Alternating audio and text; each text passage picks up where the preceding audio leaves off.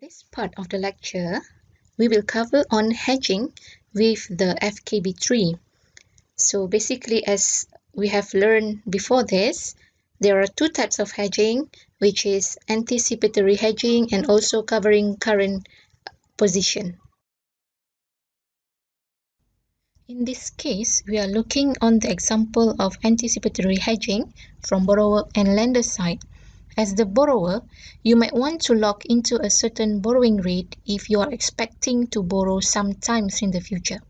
So you could short FKB3 to hedge the risk. This will eliminate the uncertainty element in your borrowing rate because FKB3 rate is predetermined now, even though the borrowing happened in the future.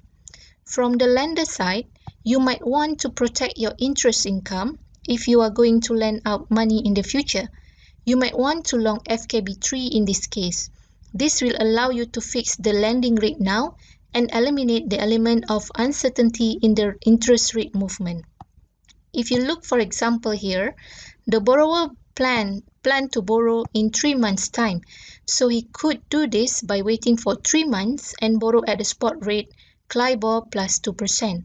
In this case, interest rate could be higher than 3 months before and will reduce his profit. But if he enters into a forward contract, the rate has been determined now and he eliminates the interest rate risk.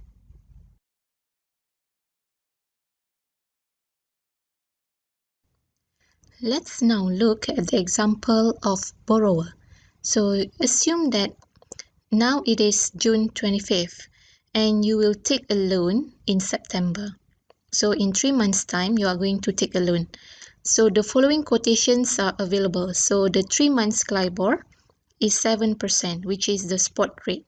Meanwhile, the September CLIBOR futures is being quoted at 92. So in this case, you know that your borrowing will be CLIBOR future plus 2% premium. So if you are taking the loan using the CLIBOR futures, you are locking at 10% interest rate. Since the CLIBOR future is yielding 8%, because it is 100 minus with a 92, so the yield rate is 8%. And in this case, the total plus with the premium of 2% is 10%. And the hedge strategy is for you to short the 10 contracts of September CLIBOR futures contract. Why 10 contracts? Because the loan is for 10 million. Each contract, the nominal value is 1 million. So you need to take 10 contracts in this case. Okay, now let's look at the first scenario in which in September, the interest rate has risen by 1.5%.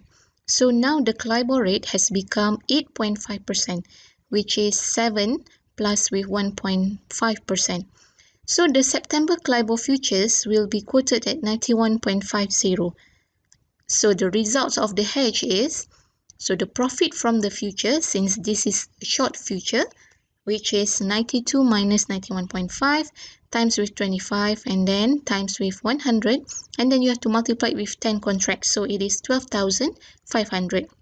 At the same time, you need to pay the interest on your loan, which is 8.5% plus 2%, and then you have to multiply it with the time period, which is a quarter of a year, times with 10 million. So the total interest on loan is 262,500.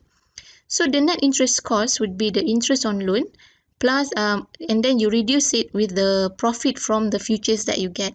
So 250,000 is your net interest cost. So the effective interest rate here is now become 2.5% for 3 months, and then for 4 months it is 10%. So now you can see that since you have entered into the futures contract, so you have locked your interest rate to be 10% regardless of the interest rate condition.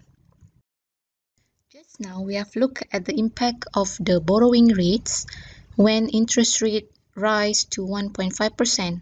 Now we are going to look what happened if interest rate fall over the period by 1.5%. So from 7%, the interest rate has now become 5.5%. So the September CLIBOR futures will now become 94.50. So result from the hedge would be the futures will have a loss, since you have logged into the price of 92, but now the price is 94.5. So it is 92 minus 94.5 times with 100 times with 25 ringgit times with 10 contracts. So the loss is 62,500. And then the interest on loan has now become 7.5%, which is 5.5% plus 2%. So the total interest on loan is now only 187,500.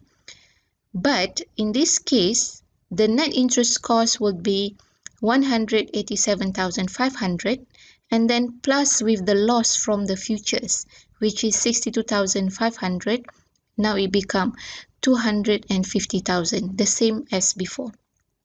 So the annualized interest rate here is also be 10%. So in this case, whether the interest rate has risen or has fallen, you as the borrower has locked the interest rate to be 10% regardless of the interest rate movement.